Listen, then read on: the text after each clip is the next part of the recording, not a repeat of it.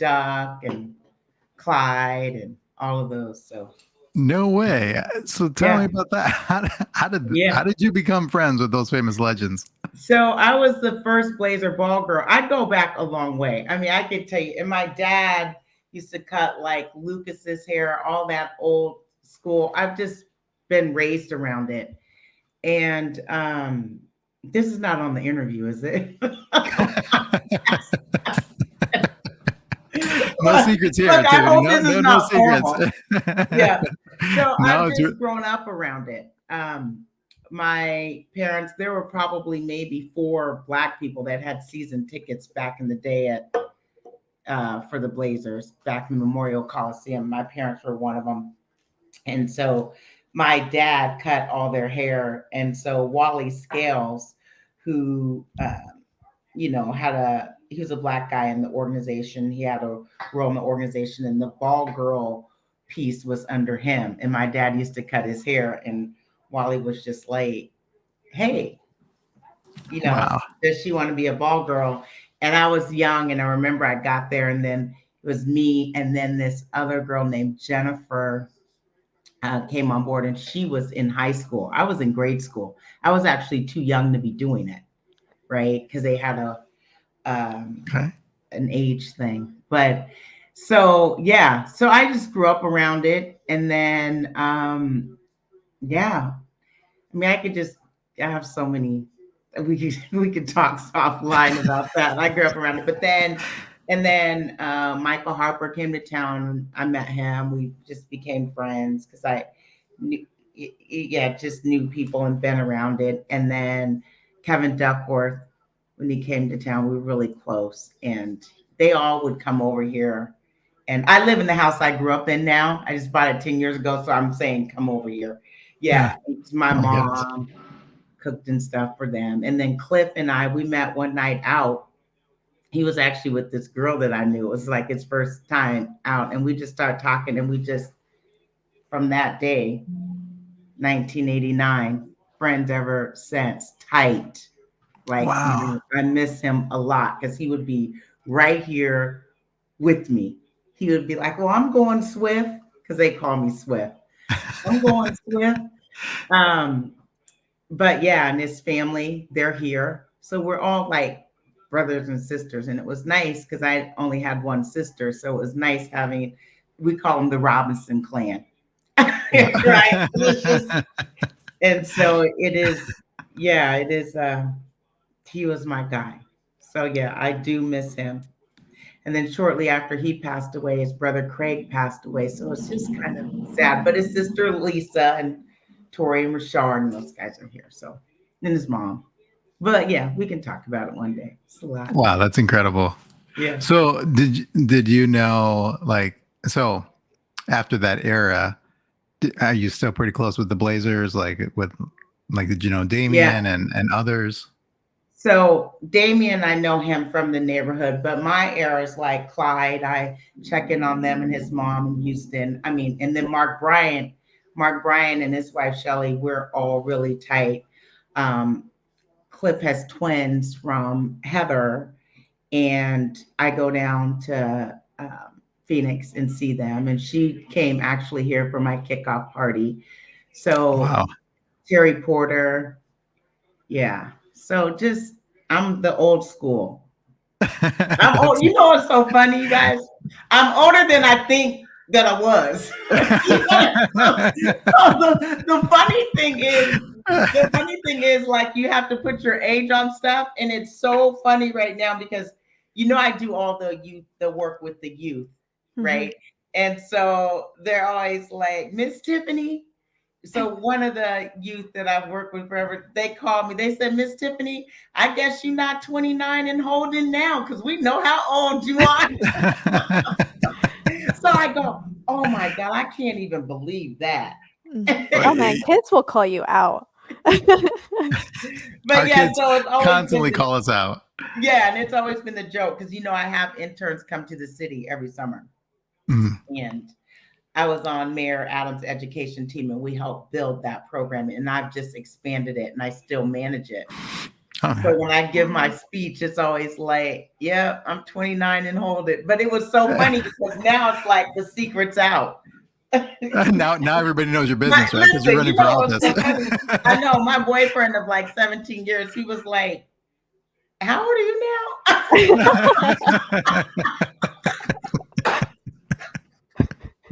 That's good though. That's you want to, you want to keep them humble, I'm like, okay. Yeah, funny.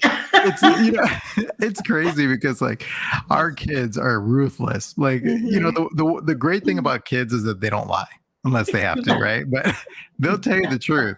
And they're just like, man, Dad, you're looking old. Like, what's like? He'll come up to me and grab my hair. It's like, what's all this white stuff, Dad? I'm like, hey, leave me alone. You know what you say now? You go, well, anything that doesn't get old is not living. That's first thing how you say it, and then you let them know if you're lucky, you'll live to be my age. So that kind of like.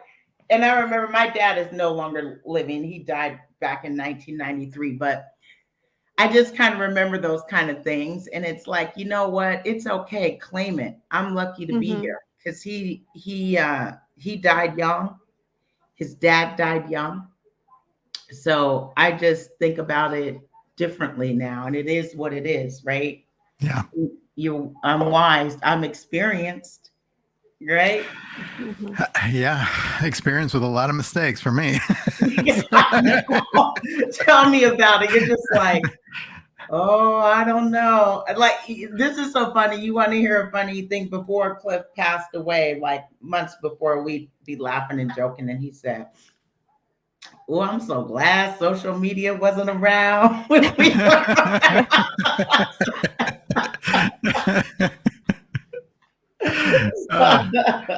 It's a different time. I look back and it's, as people, right? Like we learn by making mistakes. It's perfectly normal to make mistakes. We do it all the time. Yeah. But my goodness, nowadays, if you make a mistake, everybody knows your business everywhere. It's just like, ruthless. Wow. Oh, I mean, they are ruthless. And it's like, it's part of living, right? Just living and growing up. And I really have a lot of compassion for young people right now and being young in this day and just all the stress and things that come with it. But also there is a piece of it where they put everything out there too. Yeah. And so they don't really know because it's their reality, right? They don't really know like the rule. What happens at home stays at home. They don't know any of those rules. So I just feel bad. And I feel bad too when you have younger folks, 20s and 30s, that are applying for jobs and then organizations are asking them for their media accounts. And there could be one thing and so I just try to always talk to young people about that. Post, because everybody's going to read it, be thinking about that, and then how it never goes away. But I have a lot of conversations around that, but it's just tough because they live in a different time. Yeah. Right? Yeah. I don't know how many times I tell we have two sons, and a 13 and I mean, he's turning 9 very soon, but he's 9 going on 19. And I don't know how many times I have to tell him, hey, stop telling everyone about an accident that your brother had at home or something that stop airing out everyone's business. Like, it might be funny, right? But now, guess what? When we walk around, you're going to be known as the kid that did this, or you don't want to, put yourself out there. And we tell them all the time, hey, when you go out, you're representing the family. Yeah. So how you act, it reflects on all of us. Yep. Yeah. And that's real. And if you don't believe us, like, just watch JD Vance's interview. We ain't going there today. It's Yeah, so I don't funny. even Like know where to start. no one knew about this guy months ago, and then all of a sudden he becomes, candidate for vice president, and now all these things are coming out because of social media. Exactly for what we're talking about today. Yeah, yeah, it's tough. Mhm. But I just think that the age of privacy is just gone. Oh yeah. You know what I mean? Yeah. The time where, yeah, your private is just gone. So you But just have to. back in the day, like we didn't have cell phones. We didn't have all No. this technology. Mm-mm. The only way that we communicated was actually going to school and actually And talking to our talking. friends. And it Mhm. was easy to keep a secret. Not not anymore. It's just very different. But also too, like the bullying that kids go through is Oh, totally different now. Totally different. no. Mhm. I think that's been some of the hardest things that we've experienced is when our kids have gotten bullied. Yeah. It shows up totally different, and I find myself lost sometimes on what to even give as far as advice because Advice. I've never gone through that. I don't know what that looks like, and so it is difficult. I'm actually learning a lot through them, and Yeah. Deanna's the same And thing. it's Like, real too. Because Mhm. at first, sometimes you're like, oh, because we're from old school, right? Toughen up or whatever. It's not. It's real and it's different. And, Mhm. I'm involved in education from preschool all the way up, right? I'm the board chair of Kairos PDX. That's preschool through fifth grade, a school started by women of color. I also, I work with the high school students, and then there's PCC. I'm elected to the PCC board. And so just you see the whole gamut. And I think, you have a lot of young people that um, are anxiety ridden. That's real.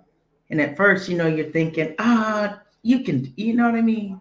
You're yeah. tough. You can do. It's a whole different thing. And I just think we need to really listen and be really aware of that and maybe set aside like how our upbringing was and really Mhm. understand what they're faced with now because Mhm. it's real.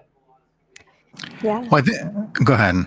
Well, I Yeah. was just thinking about um, suicide.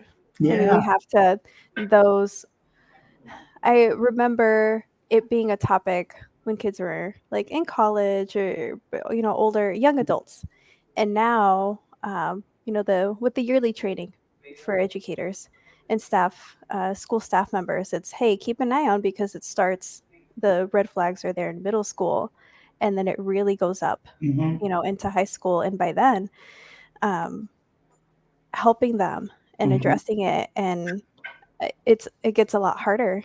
Hmm. And it's wild to think about, when there is a child that and we saw one, uh, unfortunately, a poor a 9-year-old committed suicide because of bullying. And it's a shock in the community, and it's a reality check for whatever we thought growing up was like, that doesn't apply anymore. Their kids play by different rules, Yeah. and we have to have more conversations, and we need, the whatever we thought parenting was, it's like, no, we really need to be more connected, communicate more, get to know not only our kids but their friends and the communities that they're uh, going about and living in the different communities throughout their day. And Yeah. yeah. Well, the rules are different for parents. I mean, I remember back in the day, my dad would tell me, like, if somebody comes and punches you or tries to beat you up, I better hear that you fought back. Like that was the Yeah. Yeah. expectation. Yeah. Defend Yeah. yourself. Don't get bullied. Now, if you were to tell that to your kids, which here's one of those mistakes, it's like I told my son, I was like, hey, if you ever get bullied and someone's, gonna hurt you, you have my full permission, to stand your ground and protect yourself. Yeah. And, he's a wrestler. Oh, He's, really? he's a boxer on top of that, so he did that one day and he got in trouble at school. And I was just like, why is he in trouble? He's the one that's getting bullied. He's the one that got hit first. He held like restrained, like, no, we expect them to run. and go to the teacher, and this is the environment that we're building. And we're like, okay, we support that, but that's totally different from our upbringing. Like I kind of asked myself, like, when did this all start changing? When did the rules start changing? And then you get teased sometimes if you go to the teacher. Yeah. So it's like, yeah, we saw that too. We saw that. He did the right thing, went and told the teacher, didn't engage, anything like that.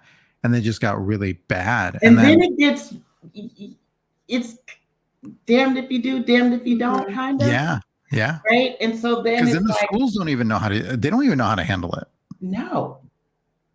And so it is something to think about. But what I think about too is just like you talked about, it's really being engaged with young people, right? And asking the questions and this, that, and the other. And a lot of young people aren't very communicative anyway, right? They're on their phones, they're this, that, and the other. So how do you draw out ways to have really good conversation with them so you can create some touch points, checking on them?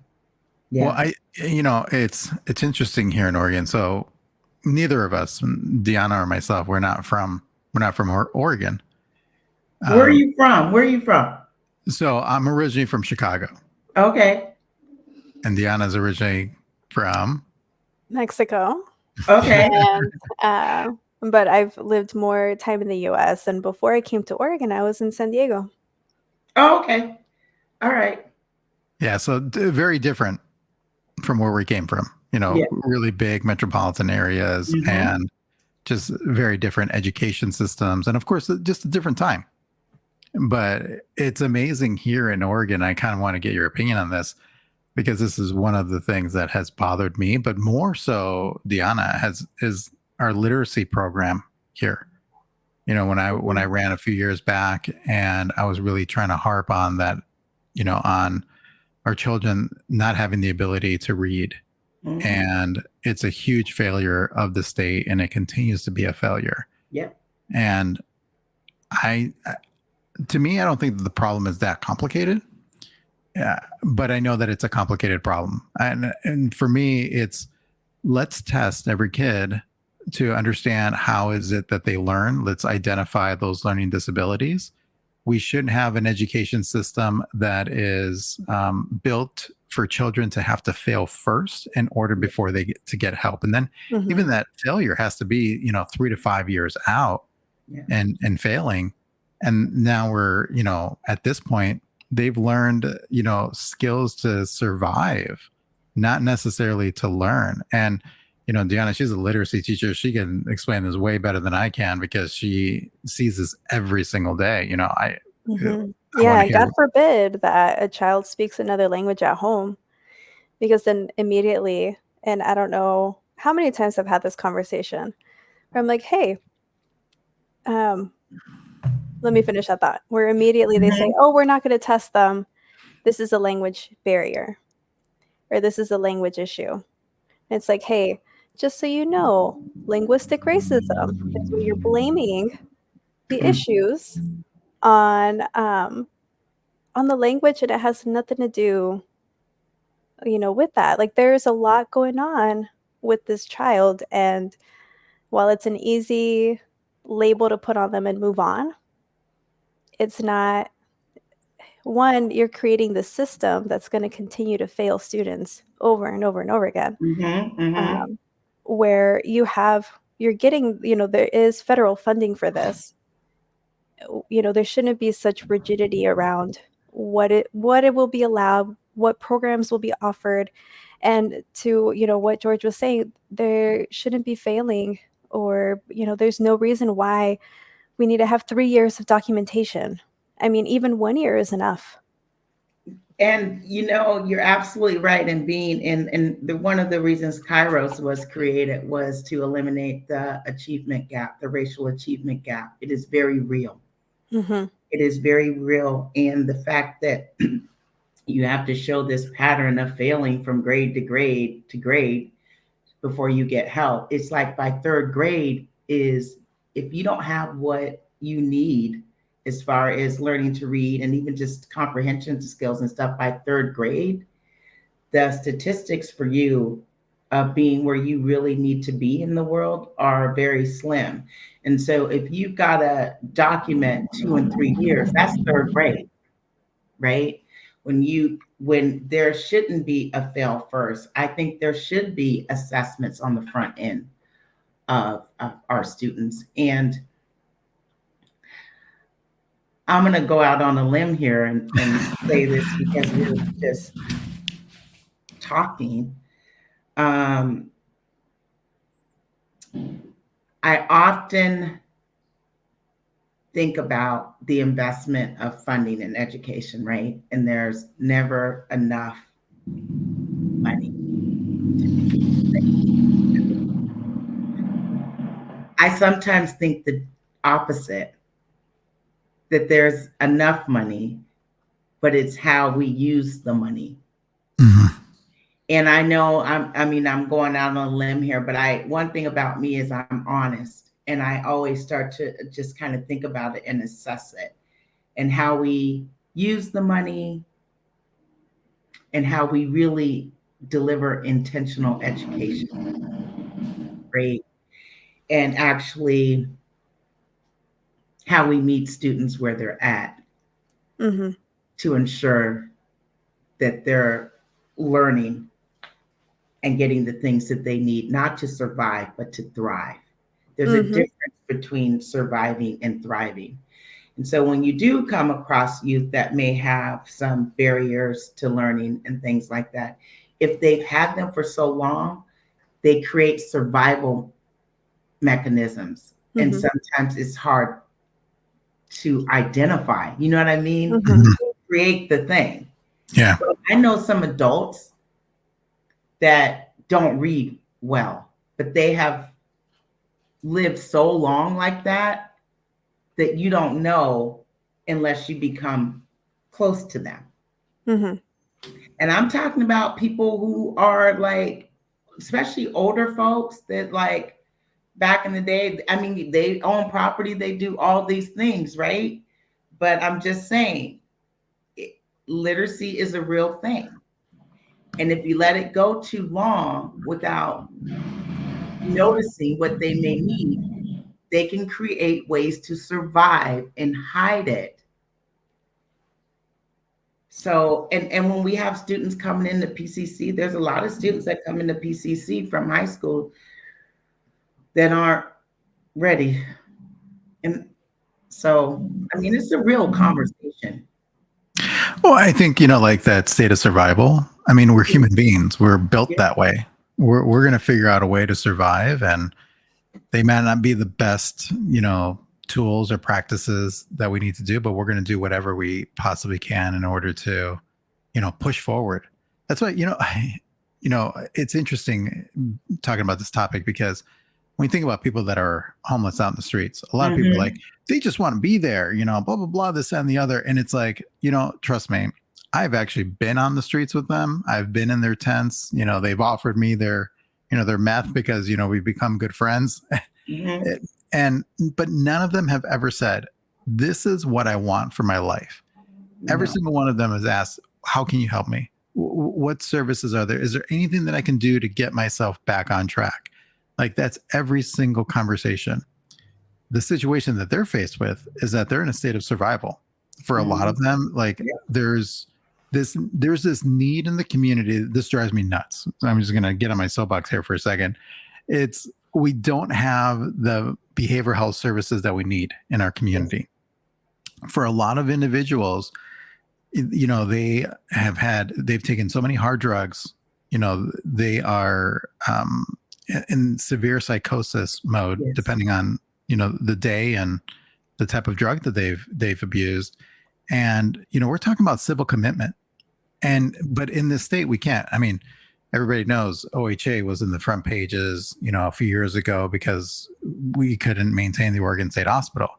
Situation hasn't necessarily gotten worse, but it hasn't gotten better either. And so, we struggle with that with children, with housing children that have behavioral health issues, from young adults to, to seniors. And so we have people sitting in in jails that should be at the Oregon State Hospital. We have people that at the Oregon State Hospital that need to get back out into the community. We don't have that infrastructure that's built. And so because of that, Portland is really like struggling. Yeah. And so for that, it's like, okay, you can't blame them for trying to survive. And everybody is like, oh, if we just start enforcing the laws, they're going to go away. Pushing the problem to the side doesn't solve anything. We actually need to tackle on the problem and actually fix our system within our behavioral health needs. But no one's talking about that, and you're all over the place right now because you're running for office. Why do you think people aren't talking about that? So there's a couple things. This is not a either or, it's a both and, right? So two things need to be happening at the same time. We need to be creating and building the infrastructure to serve people that are mentally ill, people that are facing addiction, people that are out there due to affordability. It's all these different reasons that people are out there. But one thing that I firmly believe, nobody wakes up and says, I want to be a drug addict. I want to be mentally ill. I want to lose my house. That is not real. And so I have heard people say, well, some people just want to be out there. That's not real. Yep. Living on the streets is inhumane. We are in the wealthiest country. It is inhumane. And so just from a humanity standpoint, like I always like to think about me. What if it was me? What if it was a kid I know at the school? What if it was my family, right? And I think we've gotten away from really looking after our neighbors, right? Because I grew up, as we kind of talked about, I'm a little old school. I grew up really rooted in community. I grew up where on Mondays, my dad and I would go meet my mom down at Republic Cafe. And before that, he'd give me money and he'd go, a little cheap. You walk around this corner, whoever you talk to and give money, I want you to be able to tell me something about them. And so back then in Old Town is where you saw people that hung out all day, right? And I call it kind of hung out because at night you didn't really see them sleeping on the street. It's like they hung out, even though it wasn't the heavy drug scene like it was, but you saw them and you talked to them and you acknowledged them. But here's where I say about, and back then it was more infrastructure, right? To help people. We don't have that now. And so we need to be building them both very rapidly, like access to services and resources, but also making sure there's different levels of shelter, right? Shelter, temporary housing, all of those in between, and then affordable housing, right? But the folks that are out there right now that are needed, the most vulnerable that need our help, when I hear people talk about, oh, we just need more affordable housing is not for that demographic, right? We need services. We need sobering centers in each quadrant because you can't even talk to people that are addicted or dependent. You can't even talk to people until they can hear you. And so we need sobering centers in each quadrant. We need resources to go along with those sobering centers. We need shelters, temporary housing. We need all of the above. But the reason when growing up that I didn't see people sleeping on the street because it was against the law, right? And so I think there are two things. I want safety and livability for all people. And so when I think about what we need to do from a humanity standpoint, we need to take care of our people. And that's making sure they have access to resources, access to shelters and things like that. But then we also have to hold people that don't want to follow the rules that are causing harm, right? Because we have it's not safe out there on the streets. I want everybody to feel safe. And so it's a complicated topic, but when we think about safety and livability for all, we have to address the root causes, make sure we have infrastructure, make sure we have options for shelter and homes, but we also have to be accountable. Like, we have to, it's not safe out there all the time. Mm-hmm. So it's complicated, but it can be solved. And I'm hearing something else too. There's this lack of, and when you speak on the humanity piece, Yeah. it's remembering that these people are humans, they're people. And it's so easy to disregard them or see them as a number or a statistic or an issue. And people are complicated. We have a lot of layers, everyone, and at the same time, everyone needs to eat, everyone needs to have somewhere to sleep, be around other people, and feel safe. Yeah. Everybody has that right. And so to feel safe, whether you are out there on the streets or whether you're in your homes, right? But I think though, like when we're talking about feeling safe, I think we have to ask ourselves, why do they feel safer in the streets of Portland? What is it about that environment that creates a level of safety? And when I've had conversations with people, it's, well, I know this person that's right next to me. We went through the pandemic together. This is where we've been at. And so everything you see right here is our home. Yeah. And I can't just up and leave it because it might not come back. Or if I leave, this person's going to take care of my stuff, and vice versa. We try to watch out for each other. And so there is a sense of safety for them. And we have not been able to replace that safety that they have currently, even in the streets of Portland, with somewhere else where they can feel safe and secure. We have not been able to do that. And I think also too, for a lot of people, especially for women, shelters aren't always the safest place. That's where the drug dealers are. That's where the pimps are at. That's where, the local gangs are still recruiting out of. It drives me crazy when we try to build more ghettos. And I tell people all the time, like, my family, when they first immigrated here, they were in those skyrise, buildings in Chicago with a chain link fence around it. And it's like, you jam pack a whole bunch of people that have low income, and you think that somehow this is helping the community. And then what do they do now? Like, all those areas now in Chicago, they're bulldozed, they're taken out. They knew that that's not what works, and they don't want to continue, making the same mistakes. But here in Portland, it's like, oh, let's just open up a shelter and let's put 3,000 people in there. Why would you think that would work? We have to integrate people back into the community the smart way, not cramming everybody into a building. So what I think one reason, and I just think about myself, let's just put ourselves in it, because it's let's talk about ourselves, right? Yeah. And I always think about, because I'm downtown, I see people, I look people in the eye, regardless if they're at their worst, I let them know that I see them, right? And so if it were me out there and I needed a place to go, I would want a place that had a door and a lock. You know what I mean? And I think about safety, right? A door and a lock. Even when you're in a hotel in another city, I don't know about you, but I always lock that other lock, right? Absolutely. Get the add-ons, everything you put in. Yep. The other lock, because you're not in your comfort zone. Yeah. Mm-hmm. And then I think everybody's got a master key. I'm just so I locked the other lock. We went camping a couple months ago, and my goodness, we had problems just going to the bathroom. It's like, oh my God. So we've got to have some empathy and some compassion and some wherewithal to put our place in there. And so when we talk about shelters and stuff, I hear it. I know not all people feel comfortable in them, and I get that.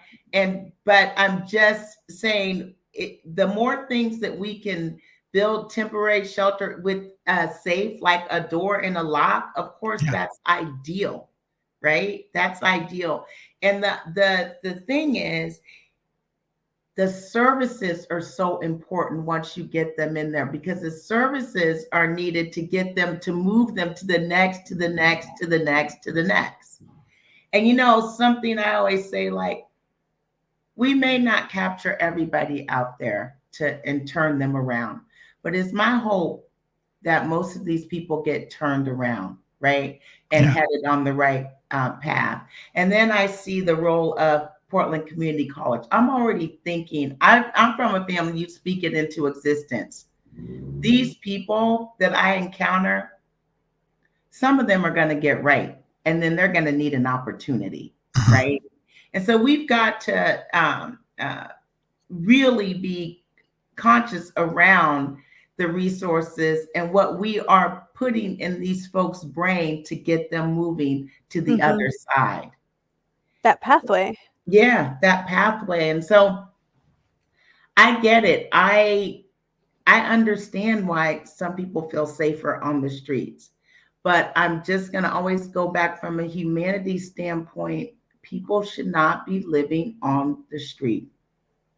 So what do you think about what Monoma County's been doing as far? I mean, this has been like, it's been on the news several times. It's this controversy over the past, couple of years with the county issuing out needles and tarps. And, there's been pushback from the city, and, the county and the city clearly are not working, on the same page. But what's kind of your standpoint on this? Do we continue to pass out tarps and needles? Do we do something else with the money? Like, no, we do not continue to pass out tarps and needles. What we need to be working on is addressing the root causes and giving people the help options for the help that they need. We are failing them, right? Yeah. We don't have the infrastructure. And I'm not saying it's not all on us, but we are failing them because we don't have the infrastructure set up to help people. Right? Well, I think it's like takes care of the city, the county takes care of the people, the city takes care of the infrastructure, but we work together to solve the needs of the people. And the needs of the people right now is they need services. They need mental health and addiction services. They need safe places to go. They need a whole plan of, once you do get your arms around them, and see, like, the kind of language I like. Once we wrap our arms around them, they need a clear path where they can see on the other side of how to get there. It's almost like, when I think of vulnerable populations, I think of children, and I think of really old people, how we have to really take care of them. They are our children right now, right? We have to do what we can to take care of them. We're not going to capture all of them, but at least those that are ready to go, they have to have some place to go and resources that they can access. I think it's like the basic, we need to at least have the basics in place, but right now we don't even have that. So, for all the people, like, through Measure 110 that got referred, 70% of, or I think it's, last number I heard was like 70% of them never even called the number. And then on top of that, like, the people that actually receive services, it was like less than 5%. Yeah. So those numbers aren't great. But the thing is that we don't even have the infrastructure. So it's great that they call, but how long is that waiting list? I mean, for people that have jobs and have private insurance, you're going to be on a waiting list to be able to find a behavioral health counselor to help you. Yeah. Let alone, who right now is willing to take Medicaid, who's willing to take OHP. Like, there's not too many insurance companies because of the billing rate structure. So, we have a very limited amount of availability of those counselors to be able to even help us. So it's like, as a government, we don't even have the basic foundation. And yet we are constantly, like, in this election cycle, we're constantly blaming people. Yeah. And it's not the people. The people are the, when we think about this as the sickness, they're not the cause of the sickness. Yeah. They're the symptom. Yeah, they're the symptom, right? They're the result of us failing in government. And That's where this election is so interesting. I got to tell you, for Portland, it's really, really interesting. And that's what I get back to root causes. Like, I'm gonna really break it down. Please. How there's so much fentanyl coming into this city. How and why? So, I mean, let's really talk about that. You know, and last year, defund the police. I can't. I forgot we recorded. I'm just gonna park that right now. But you know, I can tell by the way you guys are looking at me. You know where I'm going with this. But I'm gonna stop it right now. The thing is that this is a hot topic everywhere, right? It's like everybody's talking about it. Everybody knows that we need some sort of law and order. I think everybody's kind of scared to know what that law and order is going to look like, you know, coming back, you know. And I tell people all the time, it's like the criminal justice system here in the United States, it's not perfect. Yeah. It has to be redone, from everything from how we train people to how we arrest people to how we incarcerate people to how, when they get out of prison or jail, you know, how they're able to live in society again. Yeah. Like the whole thing is broken. We all know that. Is it broken? Hold on. That's it. I would say it's working perfectly. Is it broken, or is it working how it was designed to work? I think we need to start being careful around using the word broken, when to me the system is working just as it was designed.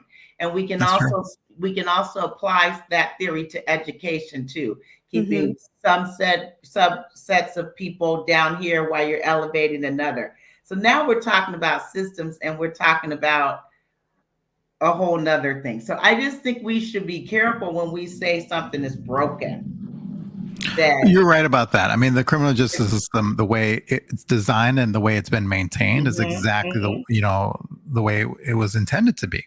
Yeah. But I think now that we want to evolve it as people, we're trying to evolve.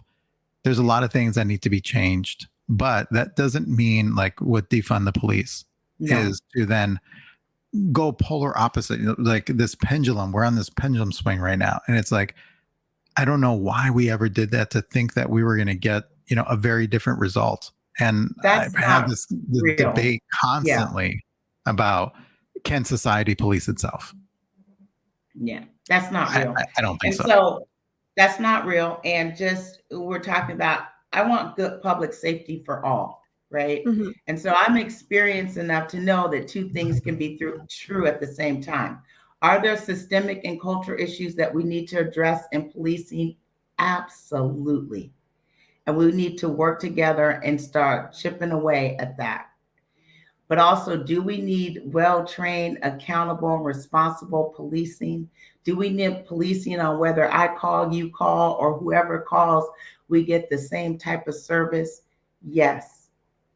We need a good 911, fire, and police. None of it is perfect, but we have to improve the response times. We have to make sure that we have enough public safety workers to meet the needs of our city. We have 97 police officers for North and Northeast Portland. That's 3 shifts. So that's a little over 30 per shift. In, I believe, 2005, I think, we had like 1,000 police officers, 1,000 FTEs. Now we have 881. And the city is the 26th largest city. It's not getting any smaller either. No, it's going to get bigger and bigger. And especially when we clean it up and get it right back on track, because people will again want to come and reinvest, start investing in us again, and this, that, and the other. This is temporary, right? That's why it is so important to make sure you have a good 12 people in there, people that are experienced like me of passing policies, right? Passing policies, creating policies, implementing, knowing what a legislative body does, policy to budget, and holding people accountable and creating all of that. People with great ideas. You need the whole gamut. But what you need is people that have their vision, that they know how to turn it into policy that serves the people.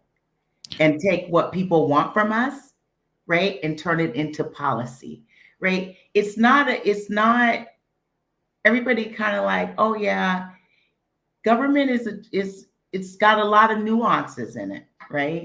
It's got a lot of nuances in it. Mm-hmm. But when I think about livability, public safety is part of livability. And I don't know if I told you this, but I live in the Concordia area, right? I went to kindergarten at OMSI when it was up by the zoo. This is like before all y'all's time. We probably didn't live here back then. This is my young time, right? So, and then after that, and a lot of people don't know this little piece, but after that, I started grade school at Boise Elliott. What happened at Boise Elliott, I came home one day and I was talking funny. My mom was like, "Why is your tongue at the roof of your mouth?" She was just like that. And I was like, "Huh?" She's like, "Why is your tongue at the roof of your mouth?" And I said, "Oh, this lady is teaching me how to talk again." And my mom was like, "What?" She was like, "You know how to talk?" Blah, blah, blah, blah. And so she took me marching up at that school. And what she found out is they had taken it upon themselves to put me in speech therapy. And at that time, schools were getting more money if they had kids enrolled in these sessions. So she pulled me out of there and I ended up going to Catlin Gable. That's how I got to Catlin Gable. So from what I'm getting at is public safety. At 9 years old, I used to take the bus from the house I live in right now all the way across the river to Catlin Gable by myself. After Catlin Gable, I went to St. Mary's Cathedral, which was downtown, into Lincoln. All 9 until graduation, I rode that bus downtown, played around downtown, and came home very safe, right? The other day, when the first day of school, I saw mothers walking big kids to school. You know why? Because they don't feel safe. That's not fair. I had the best playground of it all. I had all of downtown. Just imagine all the exposure like that I had to everything. I want people to feel safe to move around this city, kids all the way up. A lot of families don't even take their kids downtown because they're afraid of what they may see.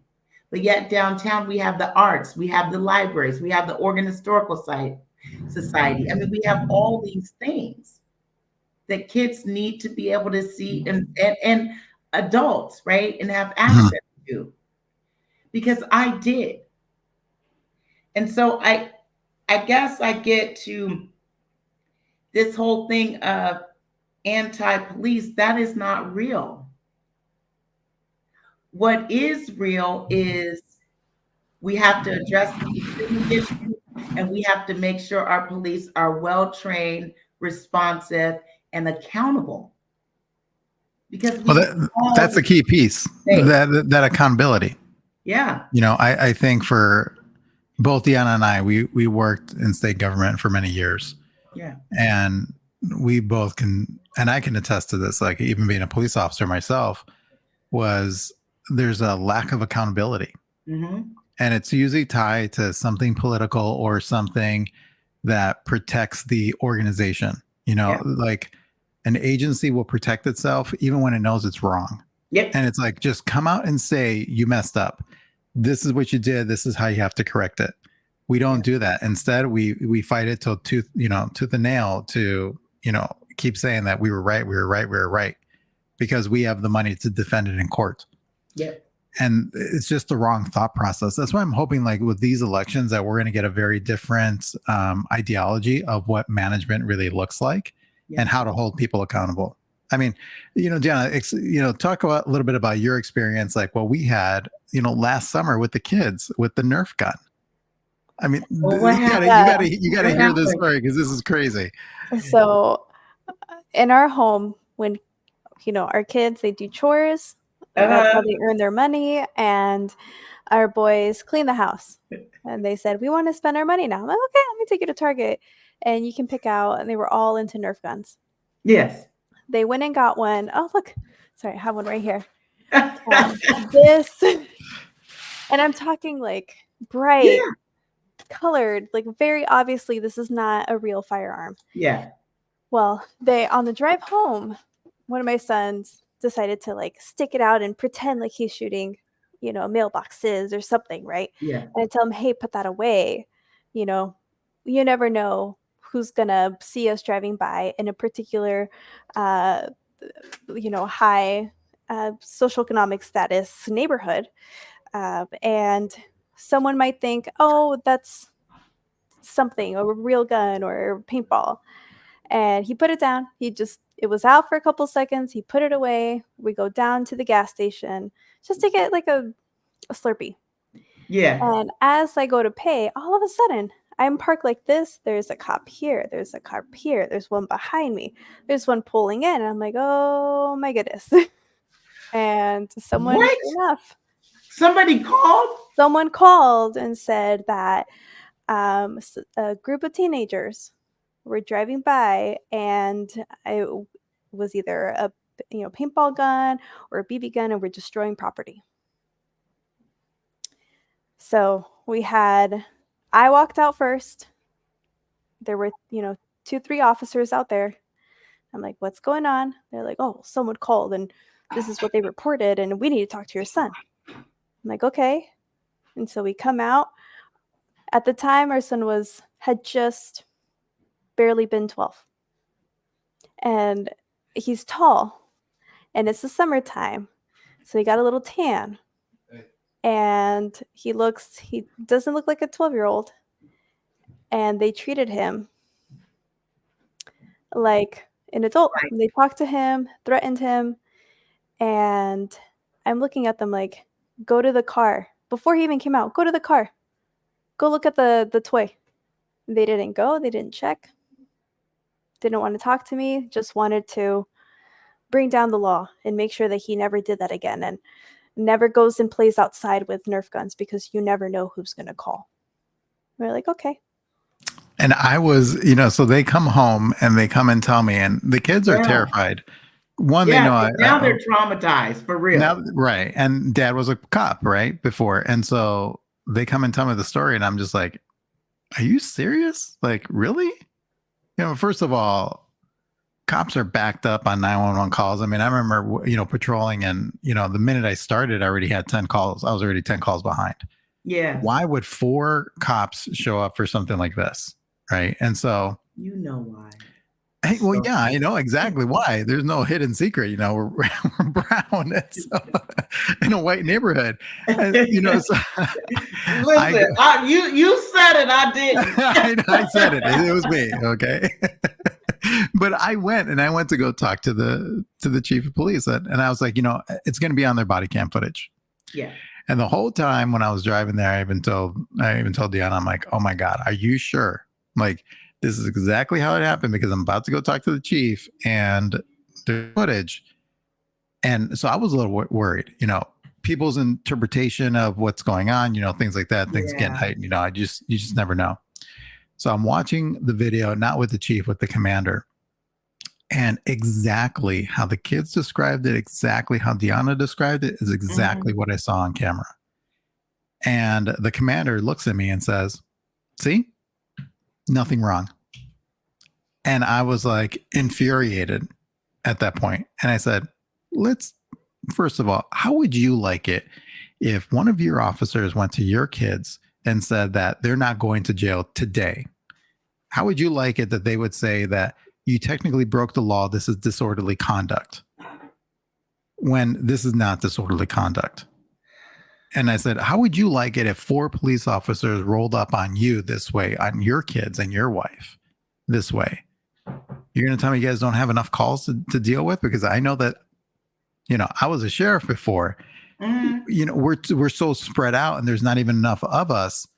There's no way we would ever roll up on for something like this. Yeah. And so I was like, so explain to me, is that what you're saying, that this is acceptable? That you think that this is acceptable even for your own family? Then all of a sudden the conversation changed. And I told him, I was like, look, I used to be a sheriff deputy. I had to throw that out there for him to change his behavior.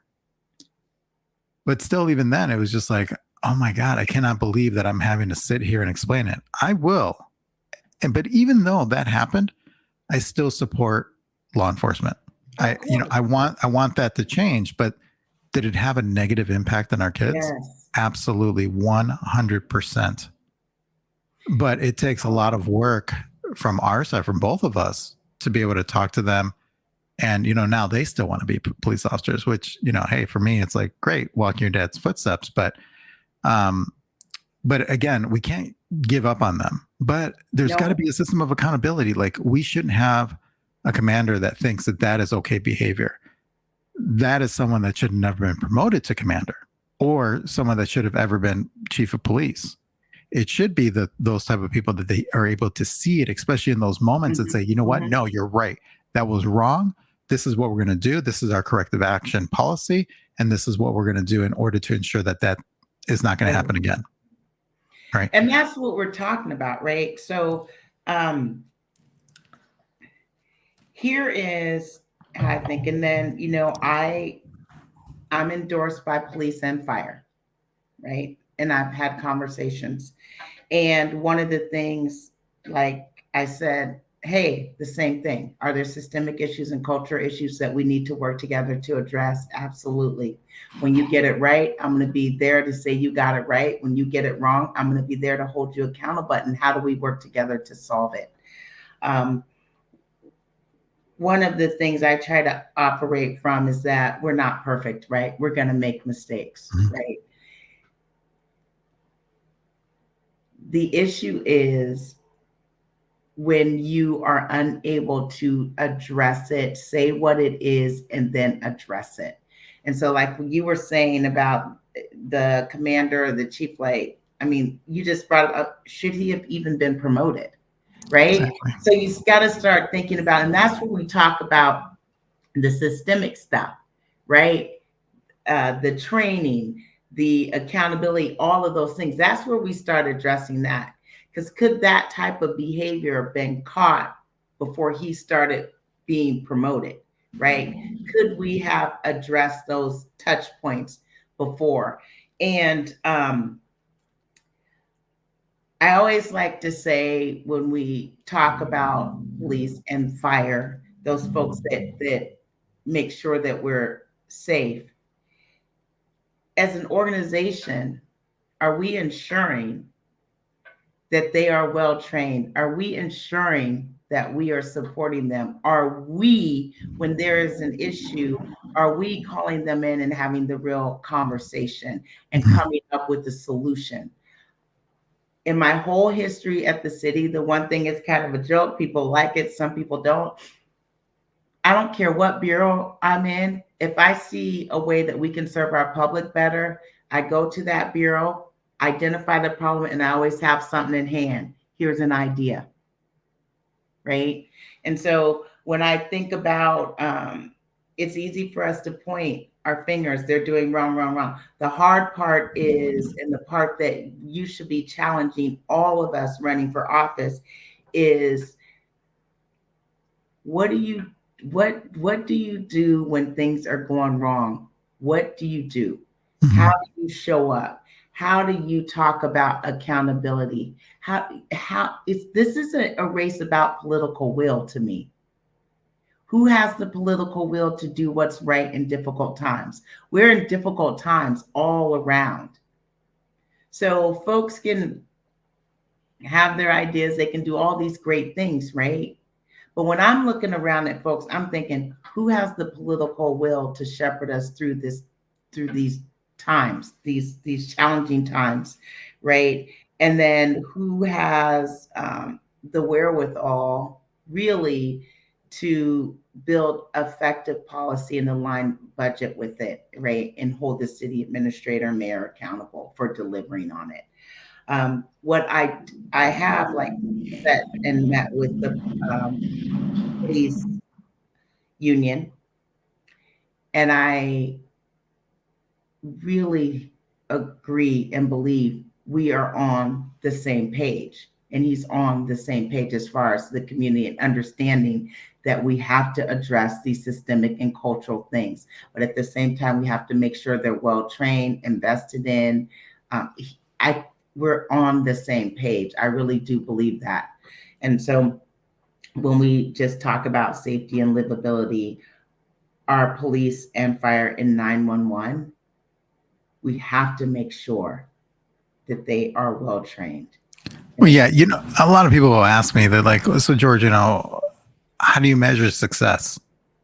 And I joke about this because I tell people, I was like, when we will know that our job is done with fixing, our first responder system, when people actually see the police and actually wave at them and are happy to see them.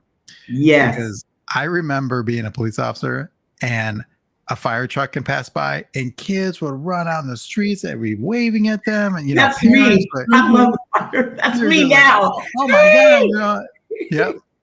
All of a sudden I roll like 2 minutes, later, and I roll by and everybody's like, oh my God, like run in the house, why are the police here? But that's because that's the way, exactly like what we said before, like that's how it's built. Yeah. And like the firefighters, I'm just going to tell you, I'm going to be honest. I'm that person now. Oh, that's engine number 7. Hey, like, you know what I mean? So firefighters, right? They just get a pass. They have a tough culture too. Let's not think this culture, there's some systemic issues and culture issues that we need to address there too. It's just often not as prevalent, right? But it's true, right? But yeah, and then even, so I grew up where you knew the police in your neighborhood, like Officer Jackson, you had Anderson, you had Chief Moose, you knew them, they were there, right? So I have a very different experience because they were in the neighborhood. And so when we talk about community policing and what does that look like, yeah, we do need to think about what that looks like. And it would be great if police officers lived in the communities in which they police. But I do, on the other hand, too, understand the somewhat apprehension because it's been such a contentious, right, issue around policing, and rightfully so in some respects. But I am not anti-police, anti-anything. What I'm about is solving for the issues to ensure that we better serve our people in a way that is safe and accountable and responsive. Just to change tracks here before before our time runs out is the economy. We're just kicking it. Look. It's been a great podcast, let me tell you. Oh yeah. Wait, we didn't even get to like why I'm running or nothing. We're just talking like we're at home. Exactly. Because this is the conversations that people have every single day. And it's funny because the show used to actually be called Oregon Legacy. And over the weekend I was having conversations with Diana and I'm like, I really don't like how the show is. It's kind of dry, it's kind of boring, everybody just wants to talk about policy, and it's like and some of it is scripted, as far as the questions. And I was like, you and I both have strong opinions, like let's get on here, let's reinvent this thing, and like let's really start having like a conversation and get candidates to get out of this zone that they're used to. So that's why we actually changed the name and kind of changed the format and everything. Yeah, because it's easy to talk about or say or regurgitate a policy, but it's in a conversation of talking about what is policing and what's been your experience, what does that look like what do you think it should look like. That's when you really see and hear whether or not this person understands what's coming out of their mouth. Yeah, because a lot of people they know us, and a lot of people ask for our endorsement, and it's like I can't give all of you my endorsement. I have to figure out how to do this, and it's just interesting. I like having just real raw conversations. Like we're people, so let's just have a raw conversation. But let's be honest about what we're facing, and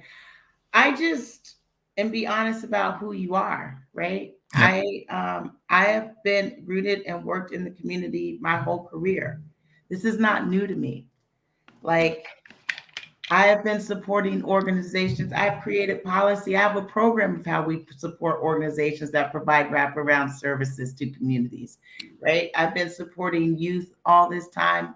I have been instrumental in creating policy around how we support minority, women, and veteran-owned and emerging small businesses. We're built on small business, right? We have to provide business technical assistance and access to city contracts. I created policy around that. I started the first role, the supplier diversity officer, because I know how important it is to ensure that small businesses across the board are successful.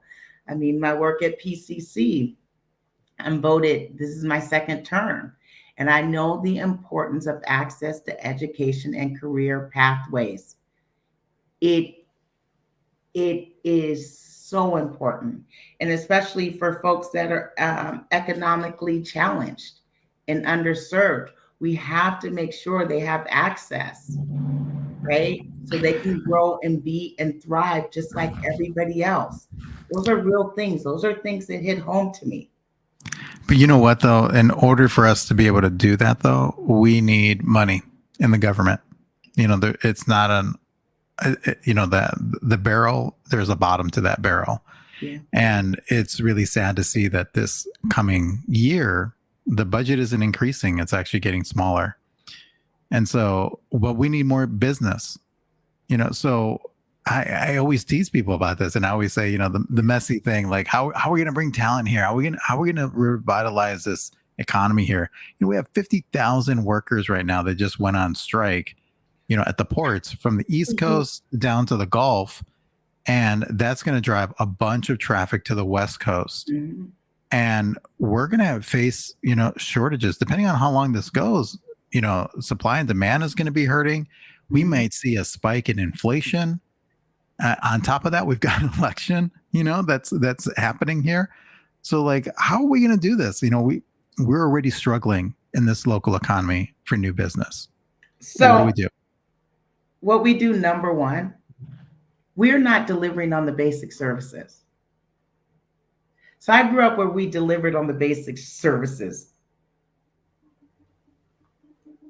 We had good public safety response times, right? It was clean. This was one of the cleanest cities ever. I don't even spit on the street because my dad was like, don't spit on the street, don't litter. This place was clean. We need to make sure that we're cleaning up unsafe and unsanitary conditions. Number one, we need to make sure that we are housing our neighbors, that we are focusing on the folks that are not only on the street, but we're focusing on the working families that are rent burdened or may have something come up where they're struggling with paying their mortgage. And then our folks that are retired on a fixed income, people with disabilities, we need to make sure that we put wraparound services and supports around them to keep them in their houses. We need to strengthen our economy by supporting small businesses and ensuring that there is skilled workforce. The trades that help build the middle class, and we're at a trade deficit. So we need to work as a collective to make sure that we are providing those opportunities and recruiting for those types of opportunities. And we need an accessible and accountable budget. And that is something that is aligned with what the people say they want. But one of the things when we think about our basic services, we're not delivering. Like everybody's up in an uproar about potholes, and rightfully so. Potholes are a symptom of a much larger problem, which is the lack of maintenance to our roads. I grew up where our roads were repaved, right? So what this city is experiencing is really, we have not delivered on our basic services. And the one thing about the taxpayers in this city, they're very generous. They vote yeah on everything. They vote yes on everything. And so why people are frustrated is that they can't see where their money is going now. And I guarantee you, the moment that we get together and work collectively to say, here are the things that we are responsible for delivering, water, sewer, all of the basic things. And we focus on that and we put pet projects aside until we get back to identifying the funding for those things. The city will get back. It will just recalibrate itself, right? And then also creating a vision for what this city is to look like for the next 20 years. We have to be doing these things at the same time. And Portlanders like to pride themselves like, oh, this is a great big town. We're no longer a big town. We're the 26th largest city with big city problems, and we need to have big city vision and be willing to reinvent ourselves. I am really optimistic because this type of government change is going to force us to operate as one government. A lot of people don't know the city's made up of bureaus. They come to me, my water bill is high. I mean, they don't even know. I don't ever say to them, too, that's the water bill. I said, let me take your name and number and let me hunt it down to you.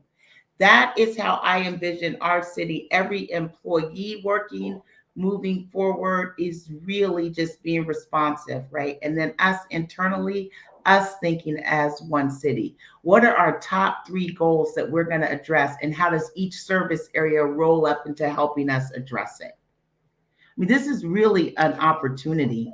Right.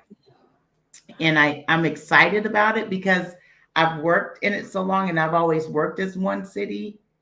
Like we're all one. So I'm excited about the opportunity. But yes, it's going to take some work, but I guarantee you, we start delivering on that basic services, things just start to shift and taking care of our people. And I mean all people.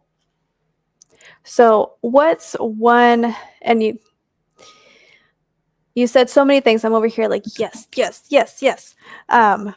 For voters, what is a question that you want all people, like thinking about everything that can change?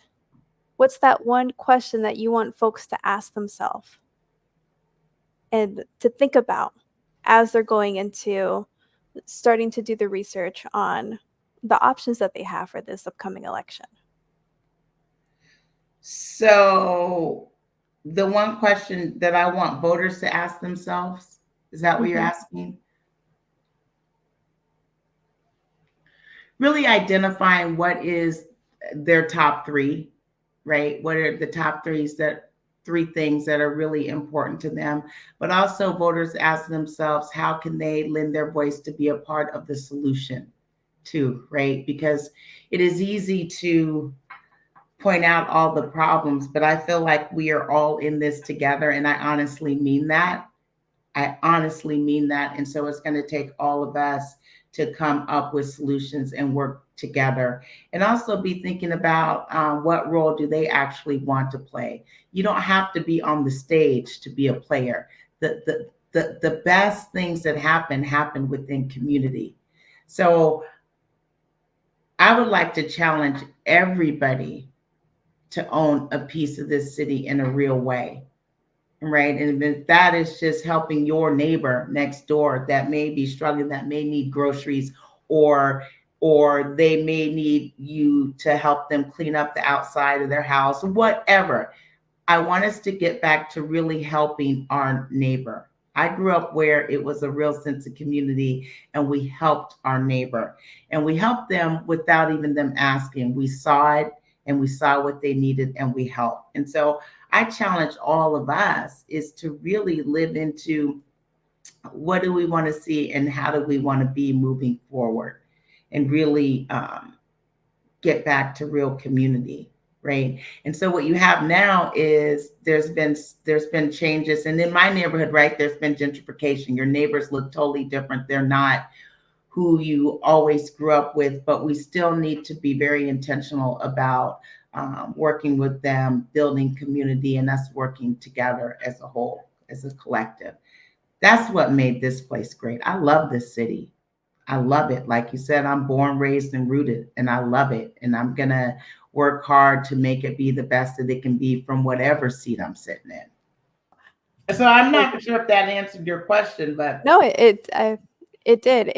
And you're right. It's more than the question of what is important to me. You know, we all play a role, and we all need to think about what we can do and how we can contribute to the city that we live in. And so it's, you know, what is important to me and what can I do?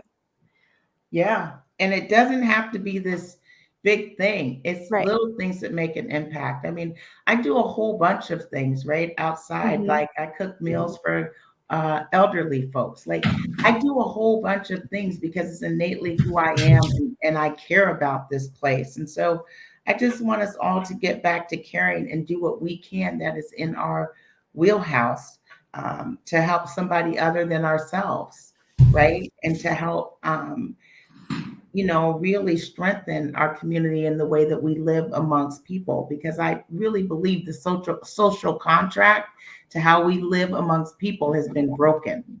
Well, thank you so much for being real and sharing your ideas and your experiences and being with us for this hour plus. Thank And you for having me. I had fun too. yeah, this was George, great. we This need was to talk fun. sports another day, but I had a really good time. Well, thank you so much. And thank you for everybody who's watching. You know, this is a very important election that's coming up. It's, you know, here within a few weeks, actually, about 4 weeks. And now is a time to, you know, do your research. Pamphlets are going to be coming out here in a couple of weeks. And we need to be educated and get the right people into office and hold them accountable when they're there. So thanks again to Tiffani for being here with us. And go ahead and like and subscribe, and we'll see you next time. Thanks, everybody. Bye-bye.